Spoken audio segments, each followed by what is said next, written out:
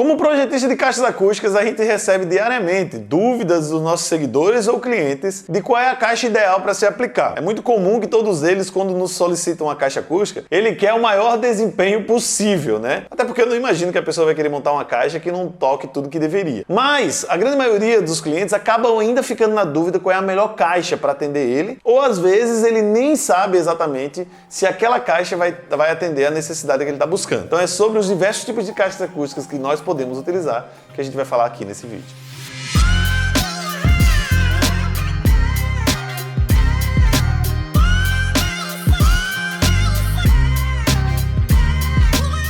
Fala aí, gênio! Meu nome é Renan Lopes, idealizador aqui do projeto Estudo do Áudio. Seja muito bem-vindo a mais um programa de resposta com frequência, que a gente responde então aos nossos seguidores. Como a gente está num trabalho para atender as pessoas mais novas que querem iniciar nos estudos do áudio, a gente está tentando trazer conteúdos bem mais básicos e mais iniciais para a gente poder fomentar essa galera também. Por muito tempo a gente foi fazendo um trabalho mais técnico aqui no YouTube, mas junto com a nossa equipe decidimos trazer então conteúdos para você que também quer iniciar nos estudos do áudio.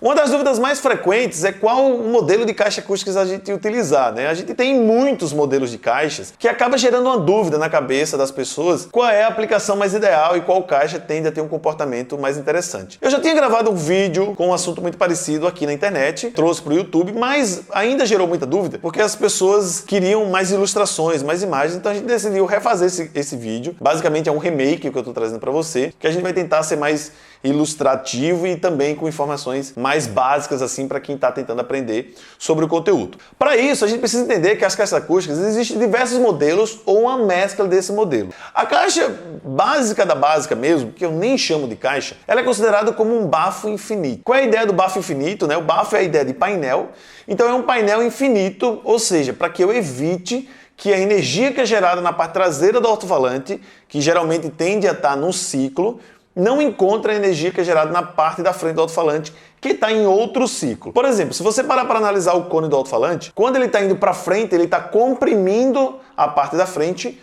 e ele acaba descomprimindo a parte traseira ou vice-versa. Quando ele está descomprimindo a parte da frente, ele acaba comprimindo a parte traseira.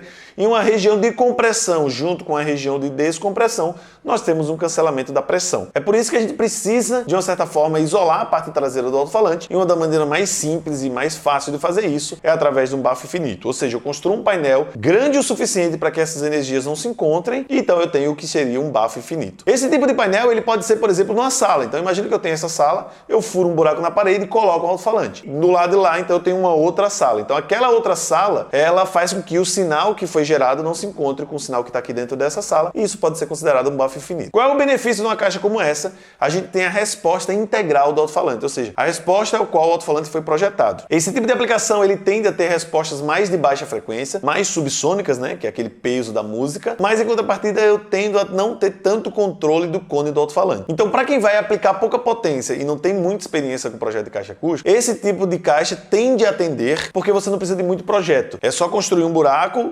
colocar o alto-falante e fazer com que o volume de lá, né, ou seja, o sinal que é gerado na parte traseira não encontre a parte frontal e está pronta a caixa. Mas ressalto que esse tipo de caixa não tem tanto controle do cone do alto-falante e não suporta tanta potência. O segundo modelo de caixa, que é também bastante utilizado, é a caixa selada. Essa sim, como o bafo infinito, também é super simples de construir. Por quê? Porque você precisa apenas dos 6 painéis ali, que você vai construir um cubo, né, e colocar o alto-falante dentro. É claro que, como projetista de caixa, existe um volume ideal para o comportamento do falante, para que ele tenha a melhor resposta dentro daquela caixa e para que você evite ondas estacionárias e reflexões lá dentro que vão retornar para o cone. Mas de um jeito super simples e super prático, a caixa selada é uma caixa completamente confinada, ou seja, ela não tem conexão com o ambiente externo, o volume interno não tem conexão com o externo, e que você está fixado ao alto-falante. E ela é super prática por isso, porque você não precisa calcular basicamente nada a não ser o volume, caso você queira ter um pouquinho mais de precisão. Então o próprio manual do parâmetros do alto-falante já vai te dizer basicamente qual é um volume ideal para uma câmara selada e você tende a utilizar então para essa caixa. Super simples, não precisa de muito cálculo. É uma caixa completamente selada com alto-falante posicionado no painel.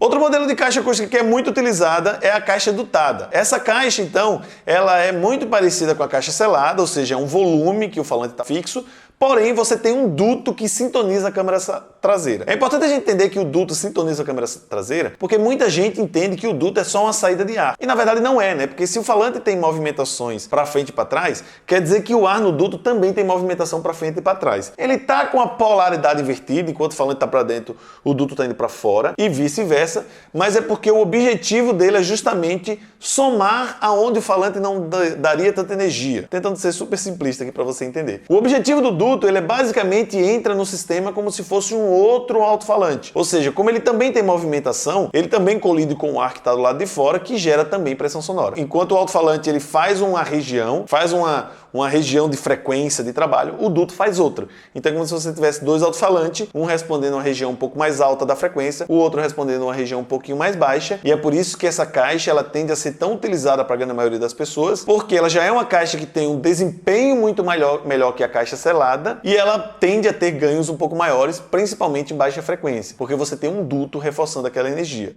O terceiro modelo de caixa que é bastante utilizado, ela é chamada de band pass. E aí, para isso, existem dois tipos de band pass. A band pass, ela nada mais é do que dois volumes para controle do alto-falante. Então, eu tenho um volume, eu tenho uma caixa na parte traseira do alto-falante e eu tenho uma caixa na parte frontal do alto-falante. São duas caixas. A diferença é que tem a band pass de quarta ordem, ou seja, ela é uma caixa selada na parte traseira do alto-falante e uma dutada na parte frontal do alto-falante. Então, enquanto uma caixa, ela controla o cone do alto-falante e ajusta a baixa frequência, a outra caixa, ela também ajuda no controle, mas ela ajusta a alta frequência. Então, ou seja, é uma caixa com dois volumes, o falante no meio, um volume tem duto, o outro volume não tem duto. Então, isso é uma band pass de quarta ordem. Já a band pass de sexta ordem, o conceito é exatamente igual, porém, as duas câmeras recebem duto. Tanto a câmera que está na parte traseira, quanto a câmera que está na parte frontal. Então, você acaba tendo o benefício do ganho do duto também. Então, essa caixa, ela requer outros dados técnicos do alto-falante, mas ela tende a ter respostas melhores, tende a ter graves melhores. Então, enquanto a band pass de quarta ordem, ela não desce tanto, a band pass de sexta ordem tende a descer um pouquinho mais.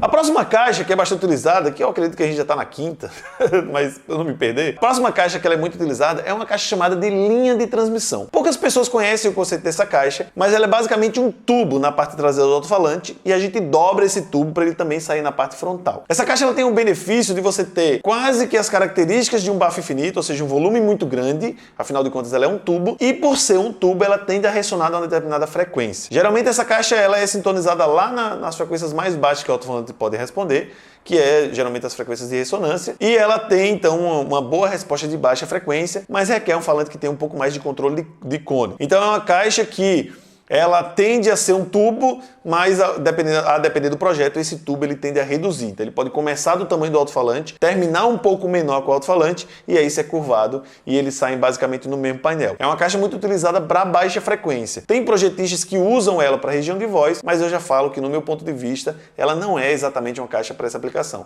Ela é uma caixa que ela é bem interessante para subgrave mesmo. E o último conceito de caixa que eu vou te trazer aqui então é a caixa corneta. A caixa corneta ela é muito legal porque mesmo quem é iniciante no estudo do áudio já deve ter em algum momento ter colocado a mão na boca ou ter colocado uma vuvuzela para soprar e perceber que uma corneta ela tende a dar ganho. Então a caixa corneta ela é esse recurso de você pegar parte da energia que iria para todo o ambiente e você condiciona essa energia para a parte frontal, o que tende a aumentar bastante o SPL. É claro que existe todo um cálculo para que essa corneta seja feita, mas de uma maneira super simples. A ideia é justamente condicionar toda a energia para um único ponto. Vale ressaltar que a caixa corneta, ela não é só aplicada para alta frequência, ela é utilizada para qualquer uma das frequências, inclusive frequência subsônica. O que acontece é que nas frequências subsônicas, como o comprimento de onda tende a ser maior, os tamanhos de uma caixa corneta para baixa frequência também tendem a ser maior. Então caixas para baixa frequência, elas são bem grandes.